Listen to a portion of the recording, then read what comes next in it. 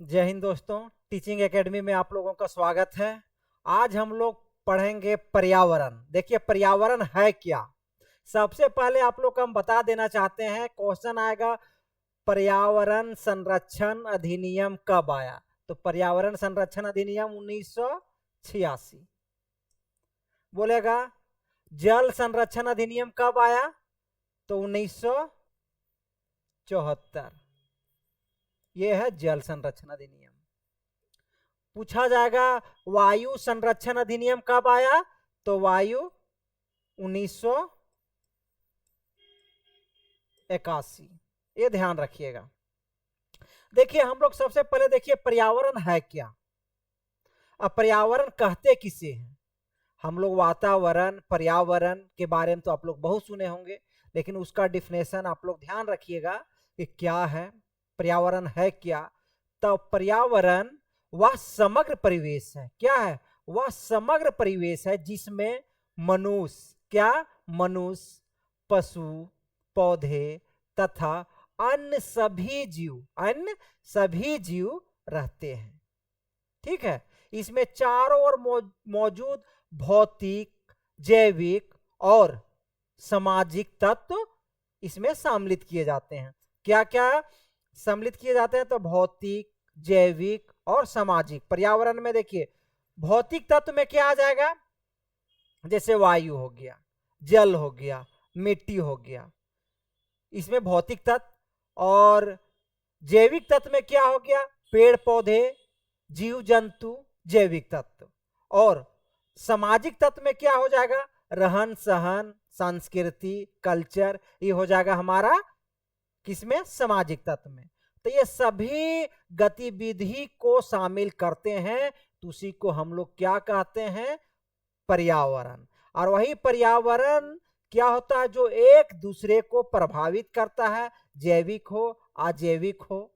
और यही पर्यावरण हमारा जीवन जीने के लिए संभव बनाता है। ध्यान रखिए, ये हमेशा आप लोग का एक डिफिनेशन बताएं जो पर्यावरण क्या है। हमारे चारों तरफ जितने भी वातावरण में वायु, जल, जैविक तत्व, अजैविक तत्व जो मौजूद है, दिखाई देते हैं, एक दूसरे पर डिपेंड रहते हैं, वही पर्यावरण है। और जो हम आप लोग का क्वेश्चन पूछेगा कि पर्यावरण संरक्षण अधिनियम कब आया, 1986। इसके अंदर क्या है वो हम लोग इंटायर रूप से एकदम पूरा चलेंगे।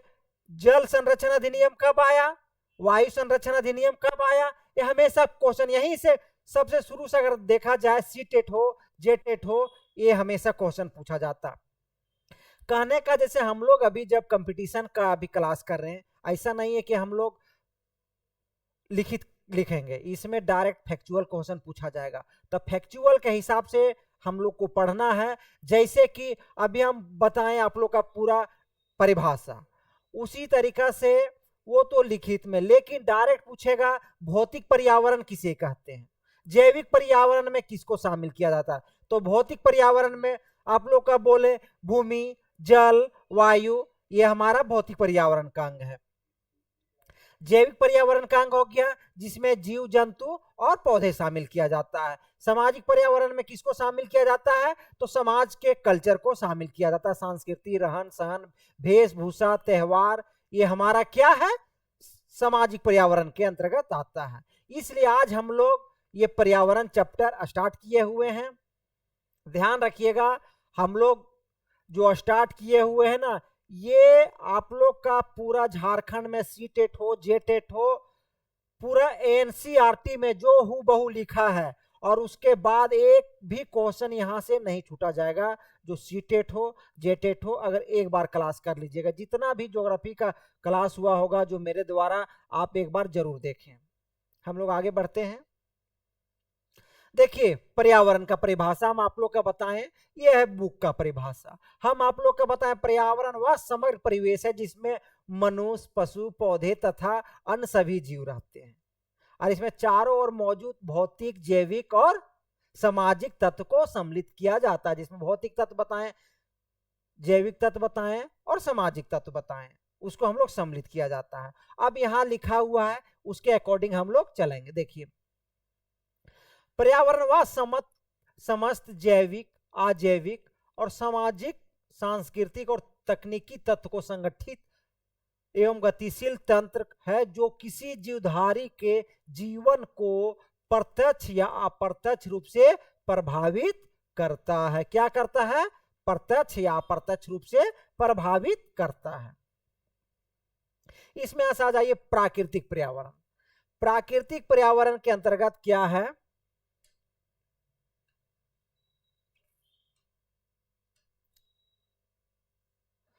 प्राकृतिक पर्यावरण के अंतर्गत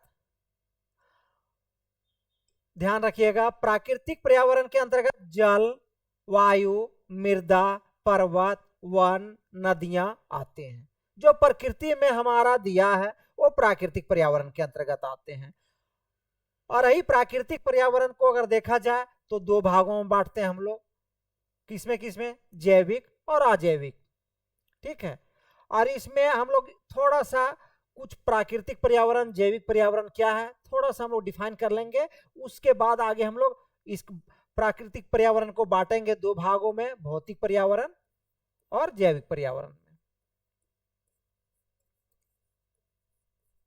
जैविक पर्यावरण में तब भौतिक पर्यावरण के अंतर्गत हम लोग देखें पहाड़, पत्थर, जल, वायु भौतिक पर्यावरण के अंतर्गत आता है। जैविक पर्यावरण के अंतर्गत जिसमें जीव पाए जाते हैं, वो जीव जंतु हो या पेड़ पौधे हो या सूक्ष्म जीव हो, जैसे बैक्टीरिया, जीवाणु जो भी हो। ठीक है।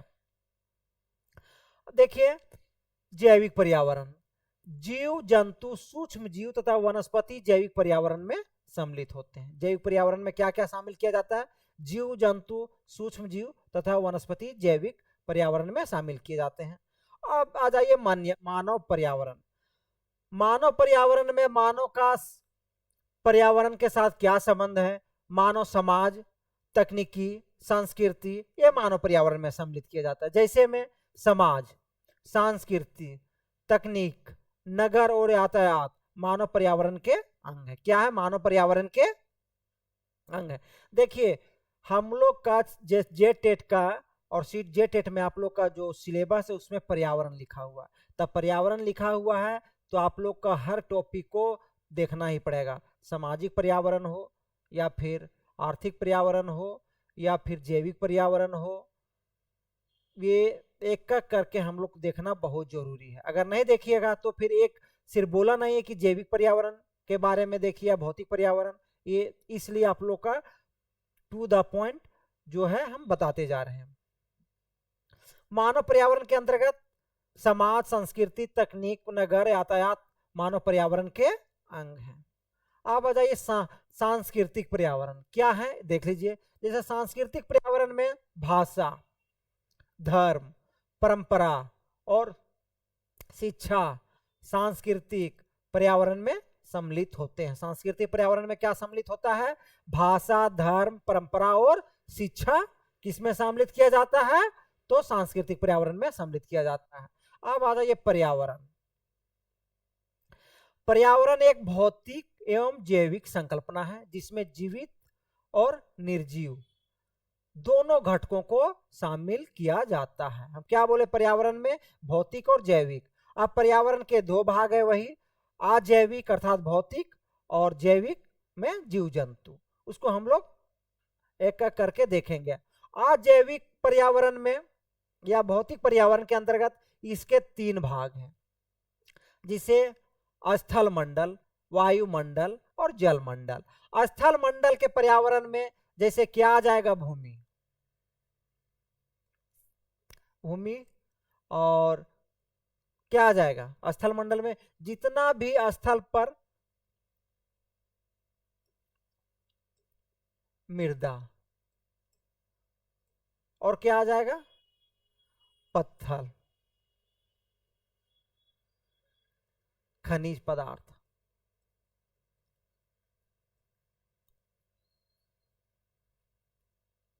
ये सब किसका अंग है? स्थल मंडल का। वायुमंडल में क्या आ जाएगा? तो वायुमंडल के अंदर विभिन्न गैस।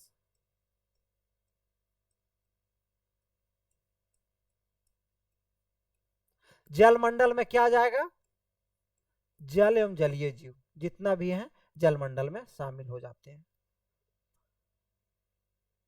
समुद्र, नदी, ये सब किस में आ जाएगा?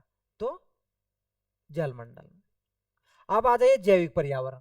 जैविक पर्यावरण के अंतर्गत देखिए वनस्पति पर्यावरण और जंतु पर्यावरण, इसको दो भागों में बांटते हैं।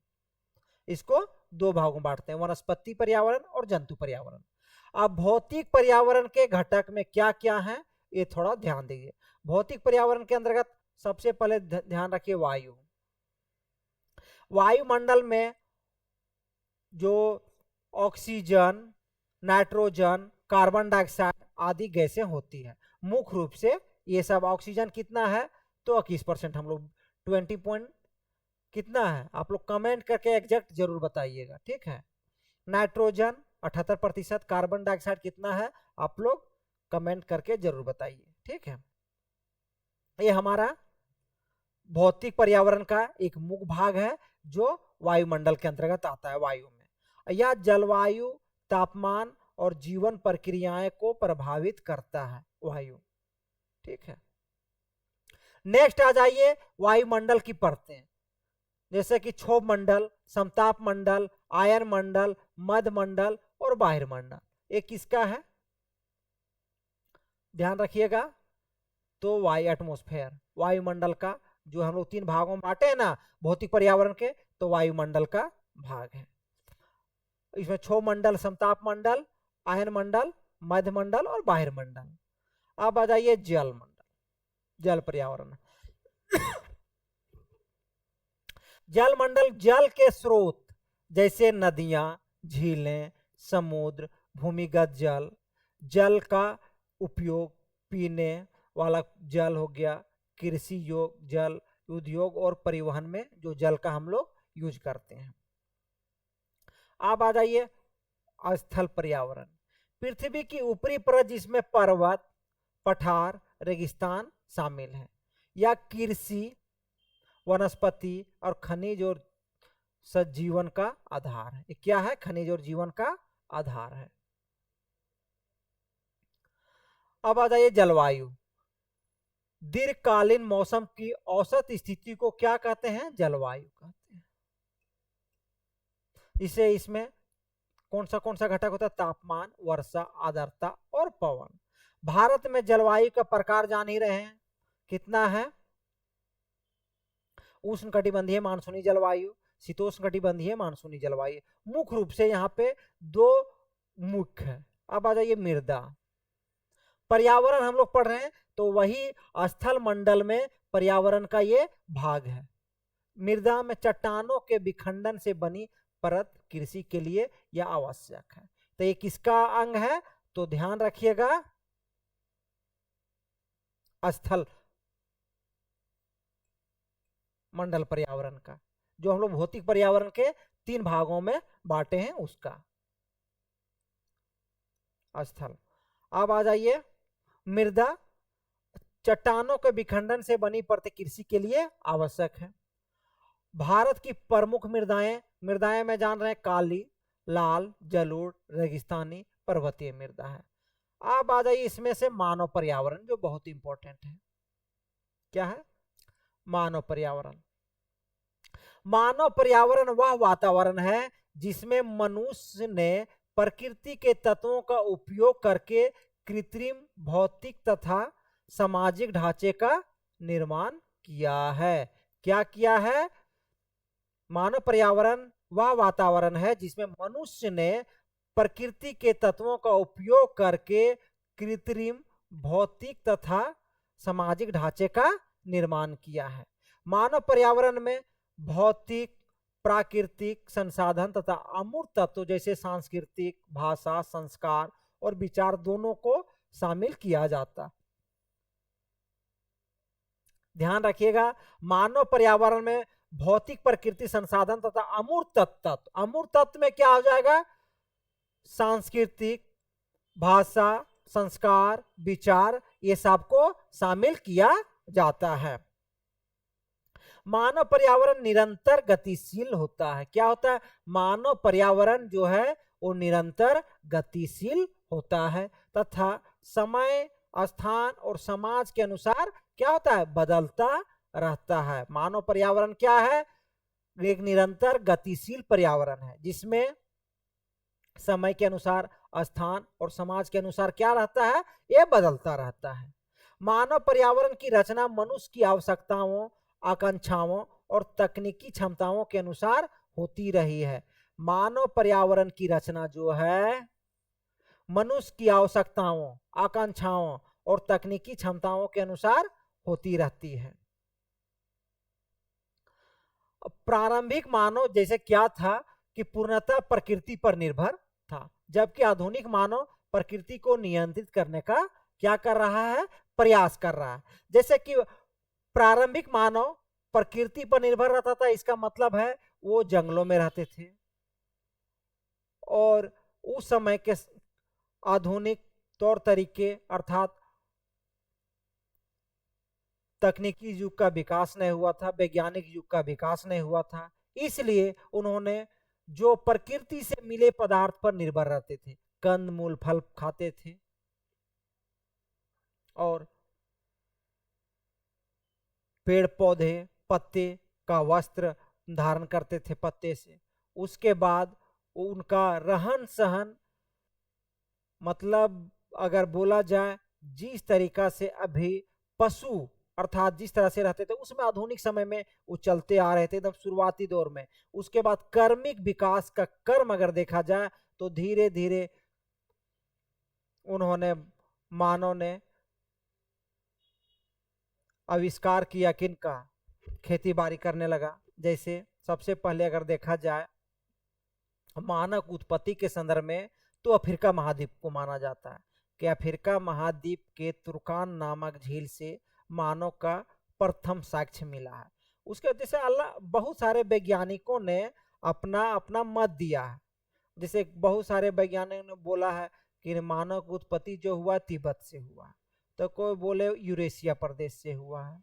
लेकिन अगर साक्ष्य देखा जाए तो अफ्रीका बोला जाता है कि अफ्रीका में सबसे पहले मानव की उत्पत्ति हुई थी। अब मानव उत्पत्ति के संदर्भ में उसके बाद उसका एक कर्मिक विकास है, जैसे एक दिन का ये नहीं विकास है, वो कर्मिक विकास है जो लाखों वर्ष से चलते आ रहा है और धीरे धीरे आज आधुनिक युग में हम लोग पहुंच पाए हैं।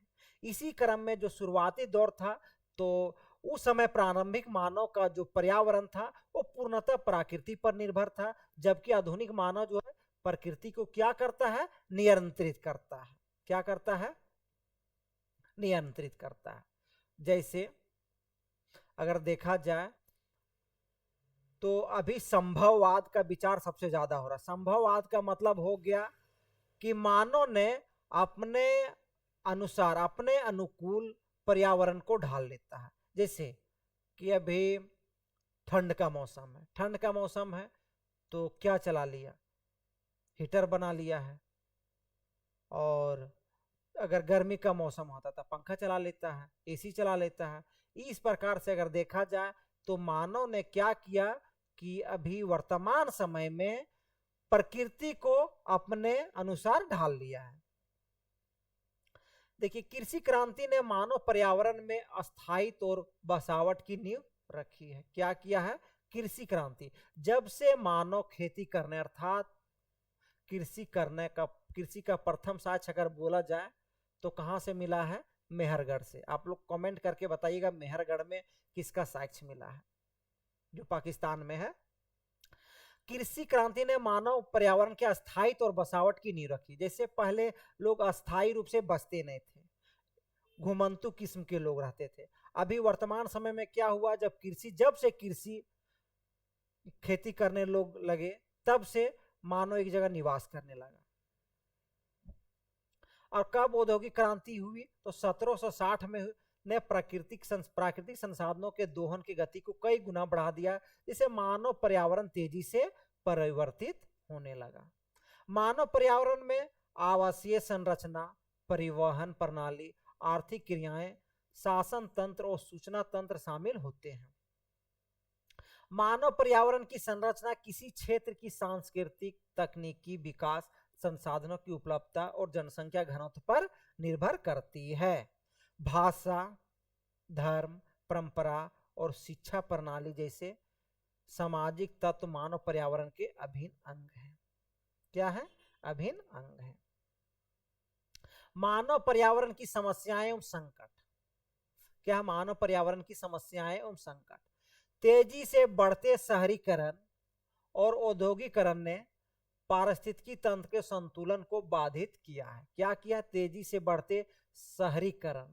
अब मान लीजिए मानव जो है पर्यावरण को क्या कर रहा है? दूषित कर रहा है। जैसे कि प्राकृतिक पर्यावरण अर्थात जो पेड़ पौधे हैं उसको काट दे रहा है। वायु जो स्वच्छ था उसमें अधिक कार्बन डाइऑक्साइड छोड़ दे रहा है, carbon monoxide, green house gas का इफेक्ट ज्यादा हो रहा है। तो क्या हो रहा है? तो पर्यावरण तो प्रदूषित होगा तो संकट उत्पन्न होगा। तो तेजी से बढ़ते शहरीकरण और औद्योगिकरण ने पारिस्थितिकी तंत्र को संतुलन को क्या किया है? बाधित कर दिया है। जलवायु परिवर्तन, ग्रीन हाउस गैस की वृद्धि और समुद्री स्तर में बढ़ोतरी मानव पर्यावरण गतिविधियों का प्रत्यक्ष परिणाम है। क्या हुआ है कि मानव गतिविधियां जो है, मानव पर्यावरण की गतिविधियां का प्रत्यक्ष परिणाम क्या है कि जलवायु परिवर्तन होने लगा है, ग्रीन हाउस गैस जैसे इफेक्ट पड़ रहे हैं और समुद्र के जल स्तर में क्या हो रहा है? बढ़ोतरी हो रहा है। क्या हो रहा है?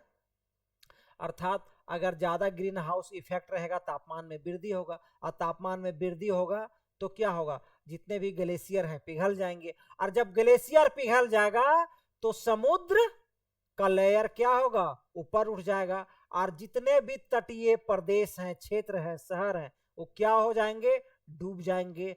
और जितने भी द्वीप समूह जो छोटे छोटे हैं वो भी क्या हो जाएगा?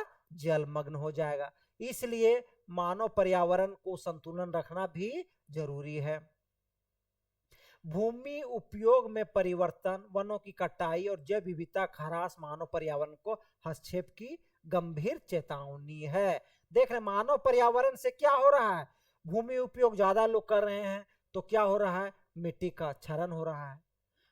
वनों की कटाई कर रहा है तो जैव विविधता का ह्रास हो रहा है। इसलिए मानव पर्यावरण अभी पर्यावरण में हस्तक्षेप से करने से क्या हो रहा है कि संकट उत्पन्न हो जा रहा है।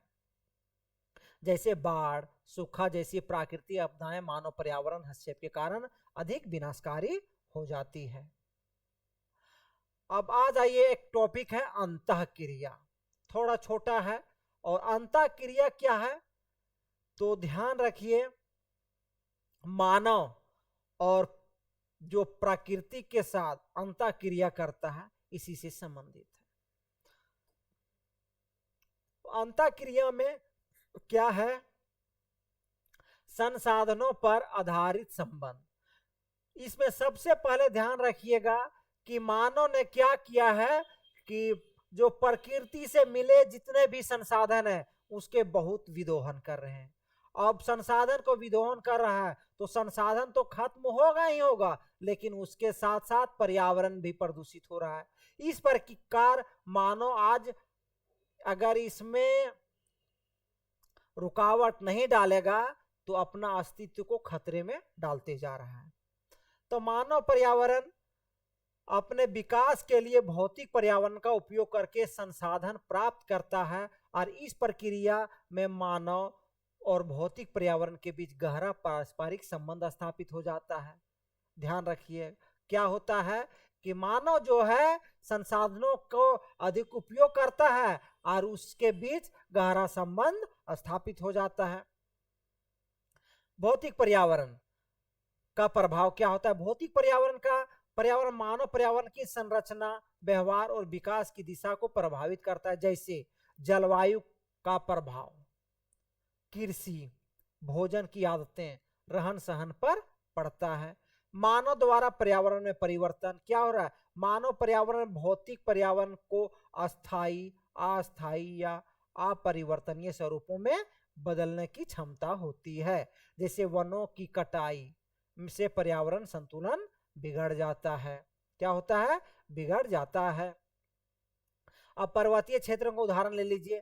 पर्वतीय क्षेत्र में बसे गांव भौतिक परिस्थितियों के अनुसार विकसित होती है, लेकिन इसका सड़क निर्माण, होटल और अन्य निर्माण कार्य पर्वतीय परिस्थितियों पर नकारात्मक प्रभाव डालता है। ध्यान रखिएगा। नदी सभ्यता का उदाहरण ले लीजिए। नदी सभ्यता भौतिक पर्यावरण के अनुकूल विकसित हुई, किंतु आज मानव गतिविधियां और प्रदूषण के कारण नदियां विषैली होती जा रही है। खनिज दोहन का प्रभाव। मानव पर्यावरण द्वारा खनिजों का अंधाधुंध दोहन स्थल मंडल को अस्थिर करता है, जिससे भूस्खलन और भूकंपीय संवेदनशीलता बढ़ जाती है। क्या होता है? मानव पर्यावरण द्वारा खनिजों का अंधाधुंध दोहन स्थल मंडल को अस्थिर करता है, जिससे भूस्खलन और भूकंपीय संवेदनशीलता बढ़ जाती है। पारिस्थितिकी संकट। जब मानव पर्यावरण प्राकृतिक की मर्यादा का उल्लंघन करता है तो इसका कई परिणाम स्वरूप जैसे सूखा, बाढ़, तापमान वृद्धि जैसी परिस्थितियां संकट उत्पन्न हो जाती है। आप मान लीजिए जिस तरह मानव अंतःक्रिया में क्या होगा, मानव पर्यावरण जिस प्रकार प्रकृति में अपना हस्तक्षेप कर रहा है उस हिसाब से कहीं बाढ़ तो कहीं सूखा, इस तरह की स्थिति उत्पन्न हो जा रही। इसलिए मानव को अपना पर्यावरण या परिवेश में क्या करना है, उसको स्वच्छता और सतत विकास के साथ अपना उपयोग करना है। और देखा जाए तो जिस हिसाब से अभी आधुनिक समय में नगरीकरण वृद्धि हो रही है, उस हिसाब से कार्बन डाइऑक्साइड की मात्रा, औद्योगिकरण से निकलने वाले धुआं, कार्बन मोनोऑक्साइड वगैरह, इस पर क्या हो रहा है कि तापमान में वृद्धि हो जा रही, ग्लोबल वार्मिंग जैसी स्थिति उत्पन्न हो जा रही है। तो क्या होता है, उसमें कहीं बाढ़ तो कहीं सूखा की स्थिति उत्पन्न हो जा रही है। आज हम लोग 2 चैप्टर देखें, पर्यावरण और अंतःक्रिया, जो हमारा जेटेट हो, सीटेट हो, उसका एक महत्वपूर्ण छोटा छोटा टॉपिक है। इसका हम लोग MCQ लेकर के बहुत जल्द आएंगे। धन्यवाद।